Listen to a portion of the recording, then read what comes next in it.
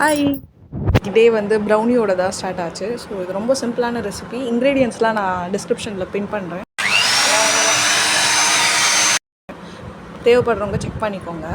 இந்த ரெசிபி வந்து பிக்னஸ் கூட ட்ரை பண்ணி பார்க்கலாம். ரொம்ப சிம்பிளான ரெசிபி தான். ரொம்ப ஈஸியாக எல்லாருக்கும் கிடைக்கக்கூடிய இன்க்ரீடியன்ட்ஸ் தான் எல்லாமே. 2 எக்கு கூட சுகர் பீட் பண்ணிக்கோங்க. பவுடர் பண்ண சுகர் தான் நான் இன்றைக்கி யூஸ் பண்ணியிருக்கேன். அதோட பட்டர் அண்ட் சாக்லேட் வந்து டபுள் பாயிலர் மெத்தடில் மெல்ட் பண்ணி அதையும் சேர்த்து ஆட் பண்ணிக்கோங்க. கொக்கோ பவுடர் பார்த்திங்கன்னா விக்கி ஃபீடோட பிராண்ட் தான் யூஸ் பண்ணியிருக்கேன் இன்றைக்கி நான். அதோட மைதா, சால்ட்டு, தென் வெனிலா எசன்ஸ். வெனிலா எசன்ஸ் வந்து புஷ்ஷோடது வெனிலா நம்பர் 1 ஃப்ளேவர் யூஸ் பண்ணியிருக்கேன்.